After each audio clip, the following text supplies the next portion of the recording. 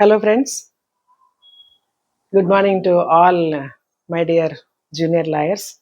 మీకోసం spoken English అనే ఒక చిన్న కోర్స్ని డిజైన్ చేయడం జరిగింది. అందులో యాక్చువల్గా గ్రామర్లోకి వెళ్లకుండా, గ్రామర్ రూల్స్లోకి వెళ్లకుండా అసలు మామూలుగా మీరు మాట్లాడే ఇంగ్లీష్లో ఎలాంటి గ్రామర్ అందులో ఇంబైబ్ అయి ఉంటుంది అనేది ఒకసారి చూద్దాం. ఓకేనా? జస్ట్ ఫర్ సూపర్ఫిషియల్ ఇన్ఫర్మేషన్ అంతే. ఎలాంటి రూల్స్ ఉండవు, బట్ మీరు మాట్లాడే దాంట్లో గ్రామర్ ఉంటుంది. అలాగే సింపుల్ సెంటెన్సెస్ తీసుకుని చెప్తున్నాను. ఫస్ట్ ఆఫ్ ఆల్ ఇవాళ మనం ఏంటంటే ఫస్ట్, సెకండ్, థర్డ్ పర్సన్స్ ఈ మూడు ఇంగ్లీష్లో ఉంటాయి. తెలుగులో ప్రథమ పురుష, ద్వితీయ పురుష, తృతీయ పురుష అని అది ఎక్కువగా వాడుకలో అంటే ఉన్నప్పటికీ కూడా చాలామంది యూసేజ్లో లేదు కాబట్టి తెలియకపోవచ్చు. First person, second person, third person అంటే మాత్రం ఖచ్చితంగా తెలుస్తుంది. సో ఈ 3 పర్సన్స్లోని కూడా ఎలాంటి సెంటెన్సెస్ మీకు యూస్ఫుల్గా ఉంటాయి అనేది ఈరోజు డిస్కస్ చేద్దాం. ఫస్ట్ పర్సన్ అంటే ఏంటి, సెకండ్ పర్సన్ అంటే ఏంటి చూడండి. Sentences using first, second and third persons. Okay, first person అంటే ఎవరైతే మాట్లాడతారో వాళ్ళు. ఓకే, ఇప్పుడు నేను మాట్లాడుతున్నాను. ఐ అనేది ఫస్ట్ పర్సన్. నాతో పాటు మరొకళ్ళు కానీ ఇంకొంతమంది కానీ ఉంటే మేము అంటాం. నేను, మేము. సో ఐ, వి ఈ రెండు కూడా మాట్లాడే వాళ్ళే అవుతారు. ఓకే, ఫస్ట్ పర్సన్ కింద వస్తారు I and we. So I and వితో స్టార్ట్ అయ్యే సెంటెన్సెస్ మీకు యూస్ఫుల్గా ఉండేవి, మీరు వాడుకోవచ్చు అనుకున్నవి సెంటెన్సులు కొన్ని నేను ఎగ్జాంపుల్గా కొన్ని ఇక్కడ ప్రజెంట్ చేయడం జరుగుతుంది. చూడండి. I am preparing my case. The persons ఎందుకు తెలుసుకోవాలి అంటే వాటితో పాటు అంటే ఫస్ట్ పర్సన్ అయితే హెల్పింగ్ వెర్బ్ ఎలా ఉంటుంది, సెకండ్ పర్సన్ అయితే హెల్పింగ్ వెర్బ్ ఎలా ఉంటుంది, థర్డ్ పర్సన్ అయితే ఎలా ఉంటుంది అనేది ఒకసారి జస్ట్ మీరు అబ్జర్వ్ చేసుకుంటే చాలు. ఆల్రెడీ యూసేజ్లో ఉంటాయి. ఇవి ఒకసారి చూడడం వల్ల ఏంటంటే ఫర్దర్గా మీరు ఎప్పుడైనా మాట్లాడినప్పుడు ఆటోమేటిక్గా బై డిఫాల్ట్ మీకు ఆ హెల్పింగ్ వెర్బ్ పడిపోతుంది అనమాట అక్కడ. అందుకని చెప్పడం ఇది. సో ఫస్ట్ వన్ చూడండి, ఐతో స్టార్ట్ అయింది. ఐ ఫస్ట్ పర్సన్ కదా. I am preparing my case. Present continuous tense, ing form ఉంది, ప్రెజెంట్లో యామ్ అనేది వస్తుంది. అది ఒకసారి చూసుకోండి. I am preparing my case. Next, I will present my arguments clearly. నేను నా వాదనని చాలా స్పష్టంగా ప్రెజెంట్ చేస్తాను. ఇది సింపుల్ ఫ్యూచర్లో ఉంది. I will. సో విల్ అనేది పర్సన్తో తేడా లేకుండా అన్నిటికీ 3 పర్సన్స్లో కూడా విల్లే ఉంటుంది. బట్ ప్రెజెంట్ టెన్స్లో మాత్రం ఇక్కడ ఐ ఉంటే యామ్ వస్తుంది. అది చూసుకోవాలి. అలాగే థర్డ్ సెంటెన్స్ చూడండి. I have reviewed the evidence. I have reviewed the evidence. నేను ఎవిడెన్స్ని మరొకసారి రివ్యూ చేశాను. ఇది present perfect tense. Present perfect టెన్స్లో ఐ హ్యావ్, వి వచ్చినా కూడా వి హ్యావ్ వస్తుంది. Okay, I have reviewed the evidence, we have reviewed the evidence. There is no change in the helping verb. We ఉన్న, I ఉన్న, have అనే వస్తుంది. అంటే ఎవిడెన్స్ని మరొకసారి రివ్యూ చేశాము. అలాగే fourth one, we're ready for the hearing. Hearing అంటే ఏంటి? ఫైనల్గా ఇచ్చే జడ్జిమెంట్, తీర్పు అనమాట. We're ready for the hearing, దానికి సిద్ధంగా మేము ఉన్నాము. We're ready. అదే ఐతో చెప్పాలంటే ఫస్ట్ పర్సన్లో 2 singular, plural. I singular, we అనేది ప్లూరల్. సో ప్లూరల్ వి వచ్చినప్పుడు we're ready for hearing, simple present tense. ఇక్కడ సపోజ్ ఐతో చెప్పాలనుకోండి, ఎలా చెప్తాను? I am ready for the hearing. So I యామ్తో I followed by am and we followed by are. ఈ difference కోసమే మనం పర్సన్స్లో ఉన్నటువంటి సెంటెన్సెస్ ఎగ్జాంపుల్గా కొన్ని తీసుకోవడం జరిగింది.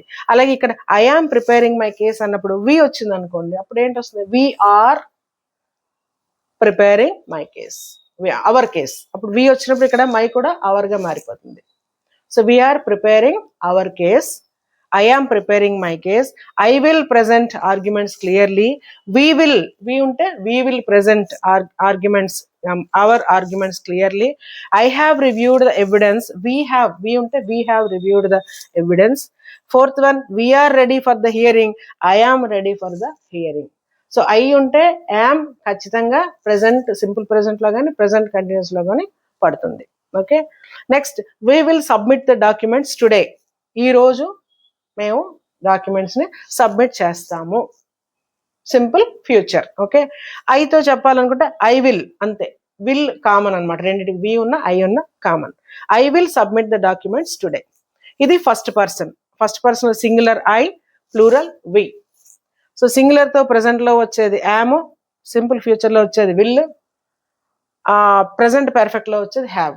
ఓకే, అలాగే ప్లూరల్లో ఆర్ వస్తుంది, సింపుల్ ప్రెసెంట్లో కానీ కంటిన్యూస్లో కానీ ఆర్ వస్తుంది, ఫ్యూచర్లో విల్ వస్తుంది, అలాగే ప్రెసెంట్ పర్ఫెక్ట్లో కూడా we have reviewed the evidence. We వచ్చినా కూడా హ్యావ్ ఏ వస్తుంది. హెల్పింగ్ వర్బ్లో ఎలాంటి చేంజ్ అది ఉండదు. ఇప్పుడు సెకండ్ పర్సన్ చూద్దాం. సెకండ్ పర్సన్ అంటే ఇందులో సింగులర్ ప్లూరల్ ఇంకేం ఉండవు. తెలుగులో అయితే ఉంటుంది నీవు మీరు అని, సింగులర్ అయితే నువ్వని నీవని, మీరు ఎక్కువ మంది ఉంటే మీరని వస్తుంది. కానీ ఇంగ్లీష్లో ఆ డిఫరెన్స్ అయితే లేదు. సింగిల్ ఉన్నా మోర్ దాన్ వన్ పర్సన్ ఉన్నా కూడా యూ అనే వాడతాము. సో యూ ఎలా యూసేజ్ అనేది చూడండి ఒకసారి.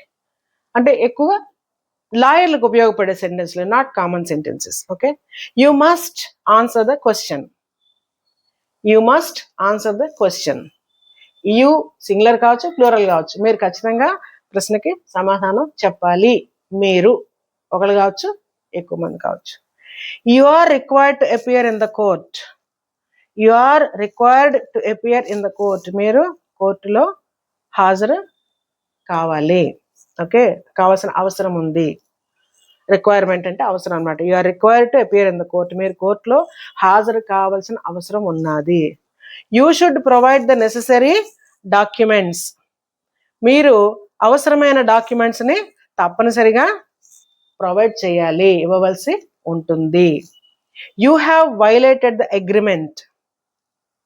ఇక్కడ ప్రజెంట్ పర్ఫెక్ట్, యూకి కూడా హ్యావ్ ఏ వచ్చింది. ఇందాక ఐవికి హ్యావ్ వచ్చింది, యూకి కూడా హ్యావ్ ఏ వచ్చింది.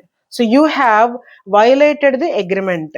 వైలేట్, మీరు అగ్రిమెంట్ ఒప్పందం చేసుకున్న ఒప్పందాన్ని వైలేట్ చేశారు, అతిక్రమించారు. Okay, violated. పర్ఫెక్ట్ ఎప్పుడు వచ్చినా అది ప్రెసెంట్ అయినా పాస్ట్ అయినప్పటికీ కూడా వెర్బ్ ఎప్పుడు, మెయిన్ వెర్బ్ ఎప్పుడు కూడా పాస్ట్ పార్టిసిపుల్లో ఉంటుంది, చూసుకోండి. Next, you need to respond immediately. మీరు ఇమీడియట్గా రెస్పాండ్ అవ్వాల్సినటువంటి అవసరం ఉంది. సో ఇలాగా సెకండ్ పర్సన్ యూ వచ్చినప్పుడు సింగులర్ అయినా ప్లూరల్ అయినా కానీ హెల్పింగ్ వెర్బ్స్ ఎలా ఉంటాయి చూడండి. You must, you are, you should, you have violated, you need to. Need వచ్చినప్పుడు నీడ్ టు వస్తుంది. యూ నీడ్ టు, అవసరం ఉందని చెప్పడం. You need to respond immediately. మీరు వెంటనే రెస్పాండ్ అవ్వాల్సిన, సమాధానం చెప్పవలసిన అవసరం ఉన్నది. ఇలాగా సెకండ్ పర్సన్లో యూ యూస్ చేసి మీరు వాడే సెంటెన్స్లు, యూసేజ్లో ఉన్నటువంటి సెంటెన్స్లు కొన్ని మాత్రం ఇవ్వడం జరిగింది. ఇంకా థర్డ్ పర్సన్కి వస్తే చూడండి, హీ, షీ, ఇట్, దే. అంటే మాట్లాడేవాళ్ళు ఫస్ట్ పర్సన్ అయితే అవతల వాళ్ళు రెండో వ్యక్తి ఎవరైతే ఉంటారో వాళ్ళు సెకండ్ పర్సన్ అవుతారు. ఈ ఇద్దరు కాకుండా ఈ ఇద్దరు మరొక మూడో మనిషిని గురించి కానీ, వస్తువు గురించి కానీ, ప్లేస్ని గురించి కానీ మాట్లాడేటప్పుడు అది థర్డ్ పర్సన్లో తెలియజేయబడుతుంది అనమాట. అది హీ అంటే మాట్లాడుకునే, అంటే ఎవరి గురించి మాట్లాడుకుంటున్నాం, వాళ్ళు మగవాళ్ళు అయితే మేల్ అయితే హీ, ఫీమేల్ అయితే షీ, ఏదైనా యానిమల్ కానీ, వస్తువు కానీ, ప్లేస్ కానీ అయితే ఇట్. మళ్ళీ అగైన్ హీ, షీ కాకుండా వాళ్ళు ఒకళ్ళు కాకుండా ఎక్కువ మంది ఉంటే దే అనేది వస్తుంది. అంటే థర్డ్ పర్సన్లో ఈ మూడు సింగులర్, హీ కానీ, షీ కానీ, ఇట్ కానీ అంటే సింగులర్. టోటల్గా వీటన్నిటికి కలిపి ప్లూరల్లో దే వాడతాం అనమాట. సో ఇది థర్డ్ పర్సన్. ఫస్ట్ పర్సన్ అంటే ఎవరైతే మాట్లాడతారో వాళ్ళు, నేను, మేము. సెకండ్ పర్సన్ అంటే అవతల వ్యక్తి. థర్డ్ పర్సన్ అంటే వీళ్ళిద్దరూ ఎవరి గురించి లేదా ఎవళ్ళ గురించి లేదా దేని గురించి మాట్లాడుకుంటారో వాళ్ళు థర్డ్ పర్సన్ అవుతారు. ఓకే, ఇక్కడ చూడండి, he has filed the petition. అంటే ఇక్కడ నేను కాదు, మీరు కాదు, అతను పిటిషన్ ఫైల్ చేశాడు. So he has filed the petition. Present perfect లో ఉంది. ఇందాక present perfect first second person అంటే ఐ వచ్చినప్పుడు, వి వచ్చినప్పుడు, యూ వచ్చినప్పుడు హ్యావ్ వచ్చింది కదా. బట్ ఇక్కడికి వచ్చినట్టు చూడండి, హ్యాజ్ వచ్చింది. ఈ హ్యాజ్ అనేది హీకి హ్యాజ్ ఏ, షీకి హ్యాజ్ ఏ, ఇట్కి హ్యాజ్ ఏ. అగైన్ దేకి ఉంటుంది, మళ్ళీ దేకి హ్యావ్ వస్తుంది. థర్డ్ పర్సన్ సింగులర్లో మాత్రమే హ్యాస్ వస్తుంది. ఫస్ట్ పర్సన్ హ్యావ్ వస్తుంది, సెకండ్ పర్సన్ హ్యావ్ వస్తుంది, థర్డ్ పర్సన్ ప్లూరల్లో కూడా హ్యావే వస్తుంది. Okay, so he has filed the petition, she has filed the petition, they have filed the petition. దేతో చెప్పాలంటే they have filed the petition. Second sentence చూడండి, she is presenting her argument.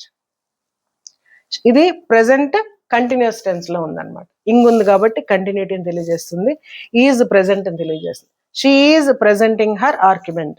హీతో చెప్పాలంటే he is presenting her argument. అదే దేతో చెప్పాలంటే plural కదా, is పనికిరాదు. ఈజ్ ఎప్పుడు సింగులర్కే.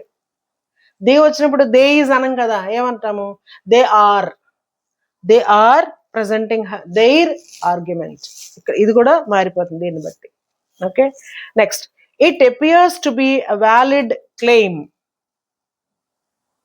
It appears to be a valid claim. వాళ్ళు చేసినటువంటి క్లెయిము చాలా వ్యాలిడ్, అంటే సరైనదిగానే కనిపిస్తోంది. ఇట్ అపియర్స్, సింపుల్ ప్రెజెంట్ అనమాట, కంటిన్యూటీ లేదు దీంట్లో. కాబట్టి థర్డ్ పర్సన్లో సింగులర్కి సింపుల్ ప్రెజెంట్లో ఎస్ చేరుతుంది. ఓకే, ఇక్కడ హీ ఉన్నా సరే హీ అపియర్స్, అంటే ఈ వెర్బ్ ఈ కాంటెక్స్ట్లో హీ రాదు. ఓకే, కానీ he appears, she appears to B innocent, ignorant అలా వాడుకోవచ్చు. ఇక్కడ మాత్రం ఇట్ అనేది ఒక ఎవిడెన్స్ క్లెయిమ్కి సంబంధించింది కాబట్టి ఇనానిమేట్, అప్రాణివాచకం కాబట్టి it appears to be a valid claim. ఇది చాలా సరి అయిన క్లెయిమ్ గానే కనిపిస్తుంది అని చెప్పటం. Next fourth one, they are attending the hearing. ఇందాక హీఈజ్ షీఈజ్ అనుకున్నాం కదా, ఇప్పుడు దేతో ప్లూరల్తో కూడా ఒక sentence. They are attending the hearing. వాళ్ళు ఆ హియరింగ్ ని అటెండ్ అవుతున్నారు, హాజరవుతున్నారు. కంటిన్యూస్ టెన్స్ లో ఆర్ ఇంగ్ రెండు కూడా, ఆర్ ప్రెసెంట్ అని తెలియజేస్తుంది, ఇంగ్ అనేది కంటిన్యూటీని తెలియజేస్తుంది. They are attending the hearing. తీర్పుని వినడానికి వాళ్ళు హాజరవుతున్నారు, తీర్పుకి హాజరవుతున్నారు. Next, he failed to comply with the order. ఇది ఫెయిల్డ్ అంటే పాస్ట్, సింపుల్ పాస్ట్ టెన్స్ అన్నమాట. హీ ఫెయిల్డ్, అతను ఫెయిల్ అయిపోయాడు దేంట్లో? To comply with the order. వచ్చిన ఆర్డర్ని ఒబే చేయడంలో, ఆర్డర్ ప్రకారం అమలు చేయడంలో ఫెయిల్ అయిపోయాడు. ఓకే, ఇలాగా ఫస్ట్ సెకండ్ పర్సన్లు అన్నీ కూడా వాడడం జరుగుతుంది. రూల్స్లోకి వెళ్తే చాలా ఉంటాయి, కన్ఫ్యూజింగ్గా ఉంటుంది. బట్ సింపుల్గా యూసేజ్ ఎలా ఉంటుంది అనేది చెబుతూ లైట్గా, అంటే మిగిలిన అదర్ ఫార్మ్స్ కూడా ఉన్నప్పుడు ఎలాగనేది ఒకసారి డిస్కస్ చేసాము. ఓవరాల్గా గుర్తుపెట్టుకోవాల్సింది ఏంటంటే, ఫస్ట్ పర్సన్లో singular I, plural we. Second person both singular and plural you. Third పర్సన్కి వచ్చేటప్పటికి హీ, షీ, ఇట్, ఈ మూడు కూడా సింగులర్ వస్తాయి. దే అనేది ప్లూరల్లోకి వెళ్ళిపోతుంది. ఇంకా టెన్స్ని బట్టి కూడా, అంటే ప్రెసెంట్ ఫామ్లో అయితే హెల్పింగ్ వెర్బ్లు ఎలా ఉంటాయి, కంటిన్యూస్ టెన్స్ అయితే ఎలా ఉంటాయి, ప్రెసెంట్ పర్ఫెక్ట్లో ఎలా ఉంటాయి అనేది ఒకసారి మనం అన్ని పర్సన్స్కి కూడా చూసాము.